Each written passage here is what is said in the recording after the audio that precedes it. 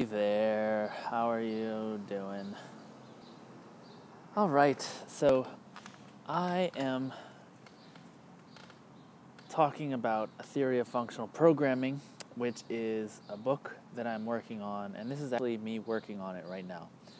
I am going to talk about the topic, and hopefully the transcript will turn into my book. Okay, so I talked about a lot of things last time. That was last Friday. And I know that the last thing I talked about was composition, and I don't think I got very far into that. So I'll talk about it. We talked about the 3 domains and how you can be in each domain and stay in the domain. And I think that's kind of important to prove that they do have an integrity to them, that there's something about them that once you're in that domain, you can just kind of travel around in it without changing domains. Now, one question is, what happens when you compose across domains? So that's really interesting. If you have 2 pieces of data and you put them together, what do you get? You get a new piece of data. It's still data. If you take 2 calculations and you put them together, you get a new calculation. And finally, you take 2 actions, you put them together, so you do one after the other, or you can do them both in parallel. Then that is a new action. So you've stayed in the domain. But what if you take a piece of data and you compose it with a calculation? You don't get data, you get a calculation, right? So you've kind of, the calculation will infect the data, and so now you have calculation. Similarly, if you take an action and a calculation, you put them together, you get a new action, right? So if you have an action which is read a file in to a string, and then you have a calculation that is parse the string into a piece of data, right, into a data structure. The thing that you get when you put them together, so you read the string in from the file and then parse it, that whole thing is a calculation. Is an action, right? Similarly, if you had something that was, if you needed to take a data structure, serialize it to a string, and then write that to disk, if you took that thing as a whole, as a unit, that's actually an action. So we see that things infect downwards. I'm saying that actions are contagious downwards, meaning if you have actions as the big whole, and then you have inside of that you have calculations, and inside of that you have data. We talked about this hierarchy, right, where we know that we can represent, we know that actions are universal, and we know that there are some things within that sphere of action which we can consider to be timeless, right? So yes, the plus operation does change the memory of our computer, right? It modifies every operation in there, including addition, modifies a register. That's where you store the answer. And it reads from memory, so that memory could change at any point. So it does really, in a general sense, every operation depends on when it is run and how many times it is run. But using our language or some other discipline, we can say, well, that memory of the register is kind of special. We're not going to store anything important in there, so that at any point we can overwrite it. And you make all these rules, which we've developed, as programmers. These are just good practices that we've developed. And so if you have enough rules, you can say, I've made a function that does plus, that uses the plus operator that or the plus instruction that my machine understands. And it uses a stack discipline, and it does all this stuff. So you never are overwriting any memory, and it's using the arguments that are on the stack, and nothing else is writing them. So you have this illusion that you're setting up in functional programming, that it is safe, that these things are timeless. No matter when I run this function, I'm going to get the same answer. Right? It depends on this entire stack of disciplines that our compilers enforce, that we enforce as programmers, or that our data structures enforce. This stack, the millions of little decisions that we put in there in order to enforce this illusion. Anyway, the idea is that calculations are a subset of actions that are timeless. And then in that, we know that calculations, because they're basically mathematical functions, like in a lambda calculus, that these functions can represent any data. So you can represent numbers using the church notation, and you can do operations on these numbers. So you can represent everything using functions, also known as lambdas, if you're into that. And so that means that data is a subset of calculations. Okay, so the reason things infect down, so actions infect down, is because, so actions infect calculations is because you're just pulling it up by composing these two things, you're getting stuff up. And so just naturally, through entropy, just programming away and changing stuff without real effort, if you don't put effort toward this, through entropy, things will just naturally move up. So your data will become calculations, will become actions, and so then your whole application is written out of actions. And through discipline and effort, energy expenditure, we can push stuff down, back down, down, down, down, down. So this is one of those sort of imperatives of functional programming, is push stuff down as far as you can in the stack, because it's going to come back up naturally. You have to put in the effort to make it go down. Okay, so here's another thing. When you have these compositions, like an action plus a calculation equals an action, you have the reverse operation too, which is the refactoring. So instead of composing these two things together, as you would when you're writing a function out, do this, then do that, then do that, you can pull each of those steps out as a separate component. And so you can actually separate out the calculation from the action, right?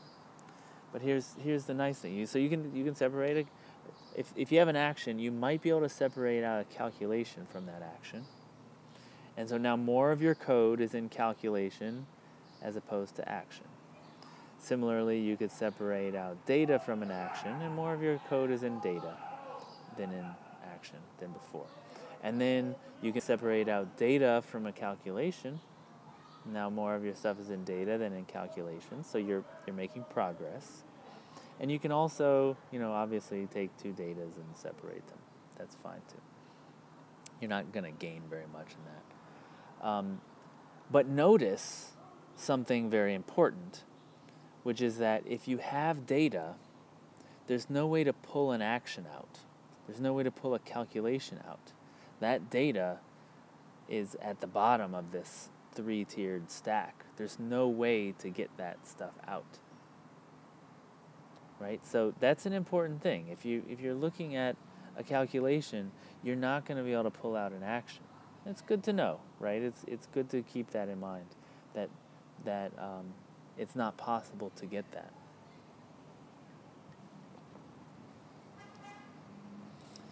Okay, so I want to talk again about these 3 domains. So I'm going to go into each of them and just talk about them. So first, let's talk about data. Data has several properties. The most important one is that it's inert. This means that it does nothing.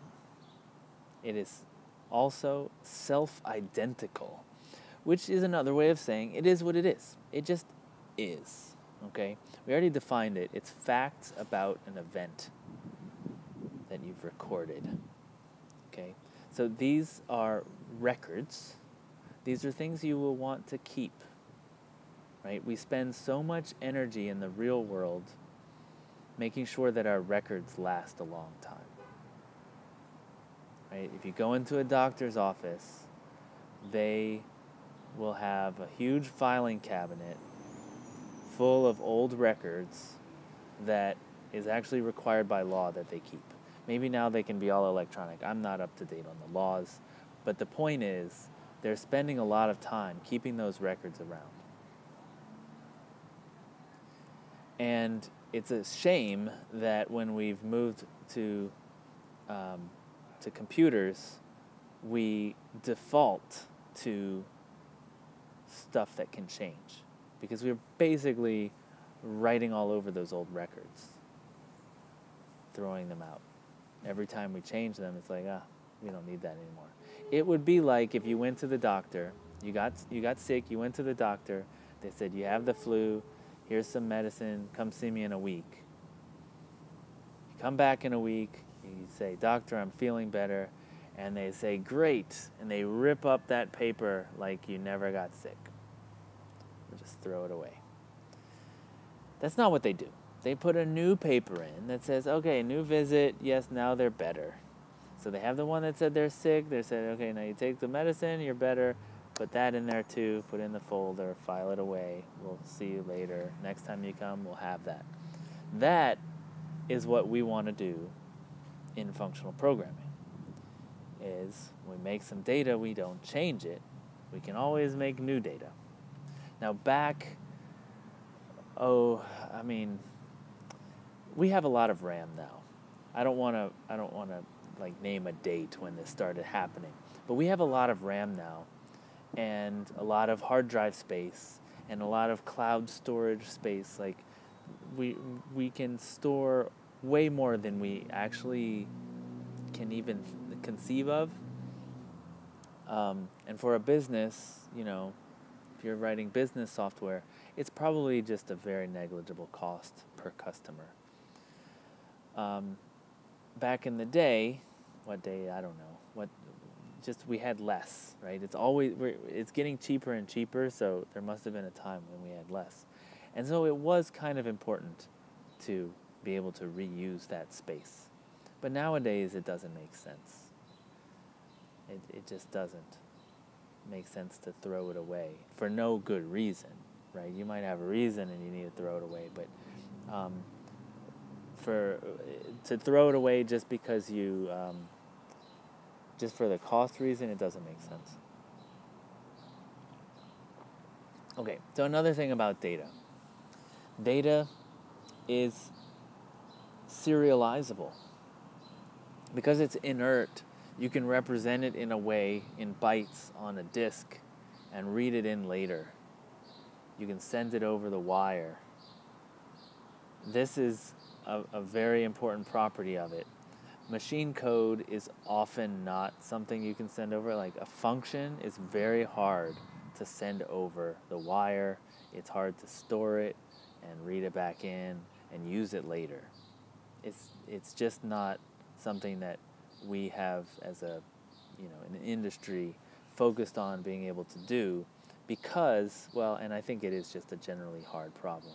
That function probably calls other functions, and so you need those functions too.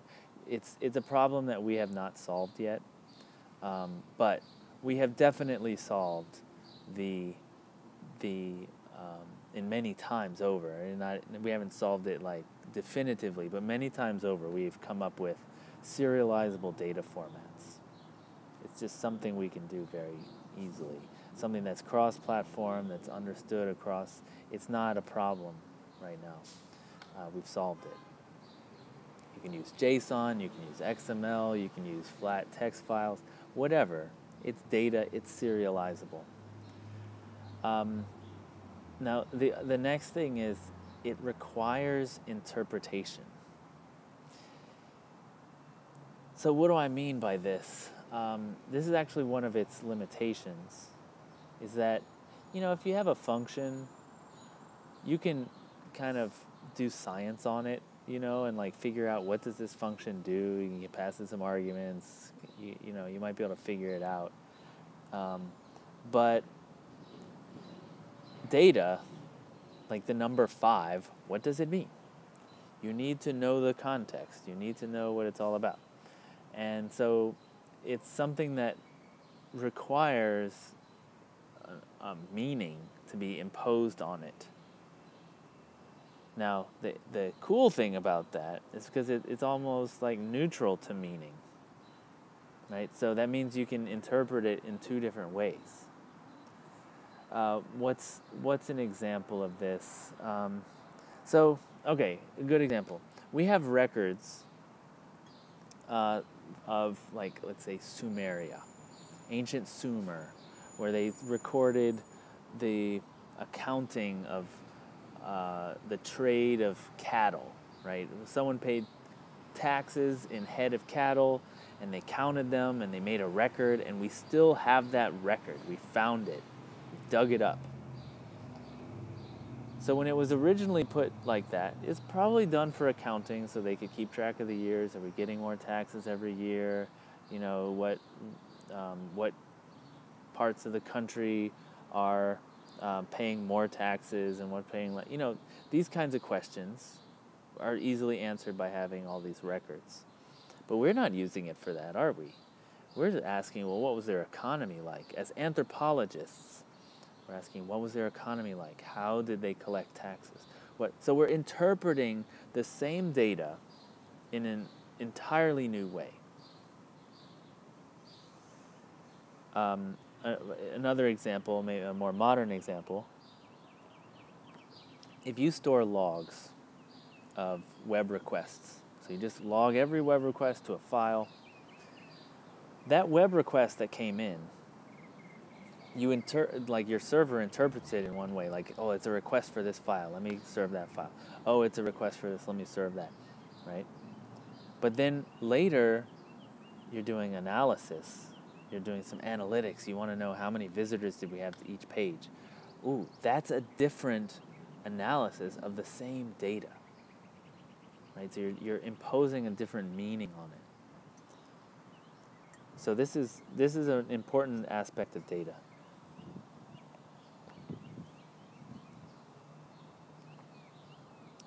Okay, so I mentioned Sumer, and I think this is an important point that I didn't get into enough. This idea of data as an inert serializable, meaning you can make a record of it, like you can store it on a disk, and it requires interpretation. This idea goes back to the beginning of history. People have been writing down records for a long time, and they have developed techniques of how they should be stored, what kind of stuff needs to be recorded, because someone might have written down the number 5, the number 6, the number 7, and someone's like, 100 years later, what does this mean? Was this like how many pieces of corn they ate? Like, I don't know what this even means. So they've learned, let's write it out a little more complete so that someone can understand it later. So we've learned over time to develop, to make our data more self-describing, to maybe make it more redundant, by having two copies of everything. All that stuff are techniques that have been passed down since this earliest time.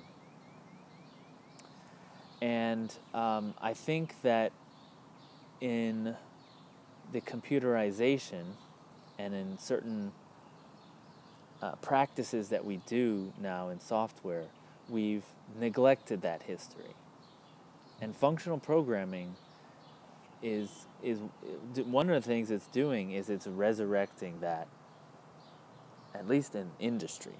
It is resurrecting all these practices that record keeping is about keeping a memory of an event, so a fact about an event, for as long as possible, as long as you can foresee it being needed. Okay, so another thing that we've done in computer science in general is develop data structures that can store data with certain operations, and those operations have well understood complexities, meaning their access patterns have certain speeds associated with them. Not absolute speeds, but relative speeds, and it's relative to the size of the container. So one example is the tree data structure has logarithmic access to everything inside. The linked list has linear access. We've built these data structures that have useful and coherent access patterns to them. So a hash map has constant time lookup given the key. And that's something that we can rely on. A linked list has linear time lookup given the index, the integer that you jump into, right? So all of these things we have known complexities for. This really helps us deal with data. This helps us make better use of data, store it better, access it better. And this, I believe, is talked about more in the functional programming community. That data and its patterns of access and storage is an important part of the story of data. Okay, now here's one more cool thing about data. Data is also a universal, though it requires interpretation, like I said before. Because you can take a string of bytes, or you can store a computer program as a string of bytes. You can store a computer program as a file of buffer of characters that gets sent to the compiler. So all of this is data. It's data. Everything is represented in data in our computers. So you can represent calculations as data, and you can represent actions as data, and definitely you can represent data as data. But you can also represent as a pattern. Okay, wait, I want to, before I go on, because these two are kind of related. Representing a program as data is a thing that we do very often in functional programming. Very often. It's very common to see an interpreter written right in the language for some data. Now, typically we think of interpreter, you have a string of text that's going to get parsed and stuff. But very often in a functional language, you will have a representation of a calculation or an action written right out in the literal data structures that the language gives you, which is really cool, right? That's where we're writing programs that contain programs, that run programs, that have an effect, that, so this is where it starts to get very circular. Okay, Okay, we're on a universal Turing machine. We can write a machine that runs another program that is also Turing complete, which runs another machine that's Turing complete, etc. And in functional programming, you see this a lot. It's possible in other paradigms, but this is something that's very commonly done in functional programming. All right. The other things, so two other patterns besides this interpreter pattern that have to do with data, two other patterns that have to do with data are configuration as data. So we see this very often. We'll have a data file, a file on the disk.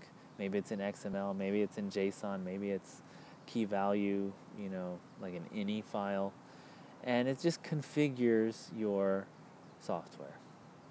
Okay, so a lot of the pieces of data that you would normally hard code in there are now in this file. It's a very common pattern. But you keep all the calculations, all the actions out of there. You just put the data. And then databases. So the idea of a database is a place to store your data safely and securely and forever, basically. And what you see in functional programming is more and more the emergence of either append-only databases, where you never delete old records, you only add new records, just like in a doctor's office, or databases that are logging. So they're essentially the same pattern, except you're writing the actions to take. You write actions to a log, and you can always replay the log and figure out the current state.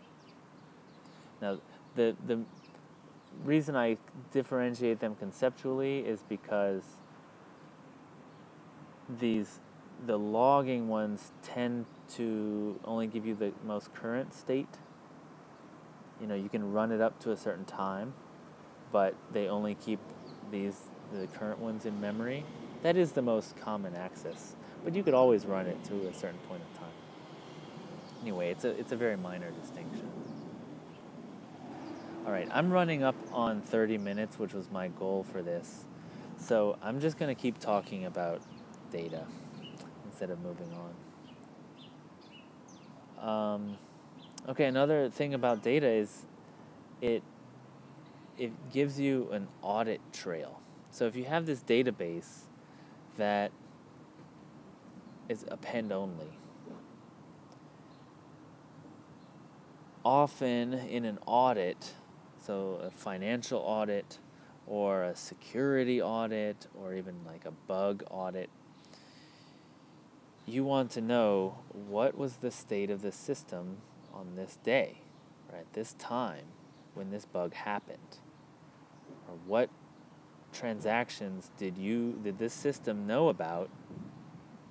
What financial transactions did this system know about at this point in time?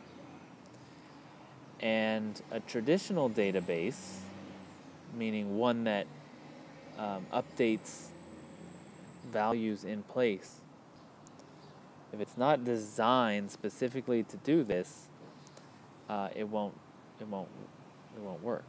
You won't be able to ask, what was the system like? I've written so many databases where if the user changes their password, or if the user updates some information about themselves, I just change what they had before, right in that column in their row, and we've forgotten everybody else's. We've forgotten what they had before, and that's no good. Now we can't ask this question anymore. And the reason this is important is these kinds of audit trails are often overlooked in the requirements gathering.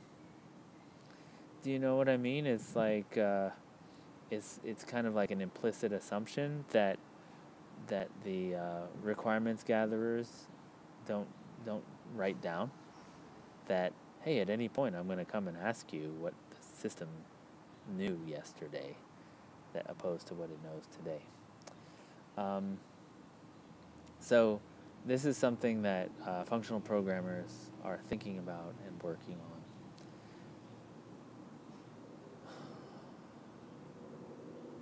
I talked about how data is transferable, meaning you could send it over the wire to another computer, it could read it in. And that's really just part of it being inert and part of us having standard data formats that things can be read in regardless of the programming language.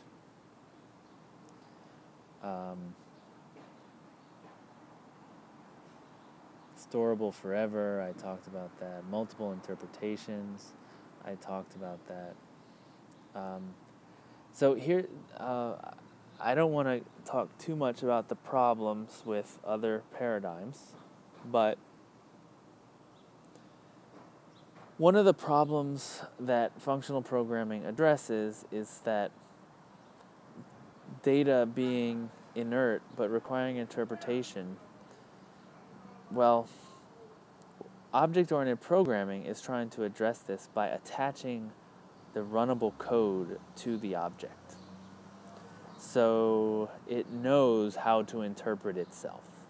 This object, meaning the data and the code together. You can send it a message and it knows how to go into the data and answer the question that you're asking it, right? Which is a it's very valuable to be able to do that. It's a great goal. But I personally believe that it is something of a pipe dream, that it is, let me put it a better way, that with the technology that we have available and the history of data gathering that we've got as a civilization, storing inert data as is without trying to attach code that we have to then run, storing it as is our best bet right now. That it is a fine research topic to figure out a way of attaching code that will be able to interpret the data later, but we are not there yet. And so as an industrial practice, I cannot recommend it. And as research, I actually think it's a pretty cool topic. It's to do better than data, because you could have the data be self-interpreting. The practical problems that we run against are that if you wrap the data in methods, in the object-oriented speak, you have a method. If you wrap it up, you then lose all sorts of cool properties, like being able to join it. So you have a collection of them, of these pieces of data, each one is an object. How do you join, using a relational calculus or something similar, how do you join it together? Right? It's a very useful operation, and I don't think that there's a good answer. And a lot of the patterns in object-oriented programming are trying to work around this kind of problem. And in functional programming, what we do is we say, well, we know the properties of our data structures. Just store it as data, it's just data, put it into a data structure that allows a join, and you're done. We don't need to have, some kind of protocol of methods and then some algorithm for for running those methods. Like it just is an extra problem that we don't need. Now, like I said, it's a wonderful research problem. I think it's the kind of thing where you like look out, okay, in 100 years, maybe we'll have solved it. And so how did we get there? And you step backwards and you say, okay, so this is the next thing I need to do. That's cool, right? That's awesome. But as a practical industry programmer, commercial software that we're writing, trying to make reliable systems, we're just not there yet. That's my opinion. Okay, I'm done. My name is Eric Normand. I'm writing a book called The Theory of Functional Programming. You have heard me talking all about data mostly. I talked about composition, talked about data, and this hopefully will make it into the book. Thank you for joining me. Please subscribe, like it, do whatever, mash all the buttons, because I want people to discover this far and wide. We need a definition of functional programming. All right, thank you very much. See you later.